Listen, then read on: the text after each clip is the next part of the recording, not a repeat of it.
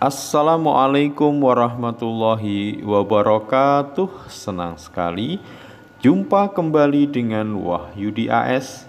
Kali ini kita akan sajikan informasi terkait kuota PPDB Provinsi Jawa Timur untuk jenjang SMA negeri di tahun 2022 ya. Informasi ini disajikan untuk kalian yang sekarang sedang duduk di kelas 9 SMP yang akan masuk jenjang ke SMA, khususnya SMA negeri atau SMK negeri ya. Kali ini informasi terkait kuota PPDB Jatim SMA negeri di tahun 2022. Mudah-mudahan informasi ini bisa membantu ya. Kuota jalur PPDB di Jawa Timur di tahun 2022 karena ada beberapa jalur ya dibagi kuotanya. Yang pertama adalah untuk jalur afirmasi ya. Jalur afirmasi ini dapat kuota 15%. Jalur afirmasi sendiri nanti terbagi dalam 3 kategori ya. Kategori yang pertama adalah untuk keluarga tidak mampu, itu kuotanya 7% dari pagu ya, atau jumlah kursi yang disiapkan di SMA tertentu yang dituju. Kemudian anak buruh itu dapat kuota 5%. Kemudian penyandang disabilitas dapat kuota 3%. Jadi kalau di total kuota untuk jalur afirmasi adalah 15%. Ini adalah jalur yang pertama, yaitu jalur afirmasi. Jalur yang kedua besarnya 5% adalah untuk jalur perpindahan tugas orang tua atau wali ya. Pengertian dari jalur perpindahan tugas orang tua atau wali di sini terbagi dalam 3 kategori ya.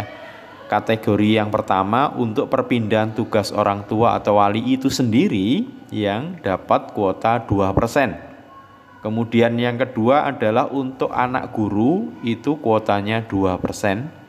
Dan yang ketiga adalah anak tenaga kesehatan kuotanya 1%. Jadi kalau di total di jalur perpindahan tugas orang tua atau wali itu 5%, terbagi dalam perpindahan tugas orang tua atau wali itu sendiri 2%, anak guru 2%, dan anak tenaga kesehatan 1%. Jalur yang ketiga adalah jalur prestasi hasil lomba, kuotanya 5% ya. Jadi jalur ketiga prestasi hasil lomba kuotanya 5%.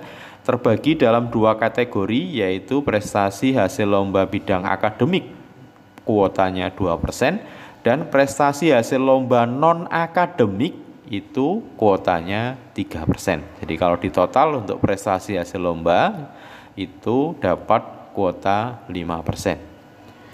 Selanjutnya jalur yang keempat adalah jalur prestasi akademik atau jalur rapot. Karena memang ini nanti didasarkan pada hasil rapot untuk 7 mata pelajaran di semester 1 sampai semester 5. Kuotanya adalah 25% ya. Jadi sekali lagi jalur rapot untuk 7 mapel di semester 1 sampai semester 5 itu kuotanya 25%. Jalur yang terakhir untuk jenjang SMA negeri yang paling besar adalah untuk jalur zonasi ya. Jalur zonasi itu porsinya atau kuotanya adalah 50%. Jadi jalur zonasi untuk jenjang SMA khususnya di SMA negeri untuk Provinsi Jawa Timur itu kuotanya adalah 50% dari pagu ya.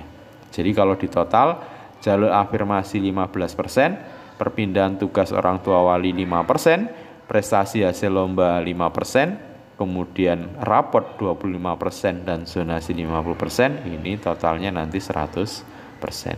Mudah-mudahan jalur-jalur atau kuota dari jalur-jalur ini bisa membantu nanti strategi kalian di mana kalian punya peluang dan kesempatan serta sesuai dengan kriteria kalian untuk bisa dipilih. Terima kasih, sampai ketemu pada video berikutnya. Assalamualaikum warahmatullahi wabarakatuh.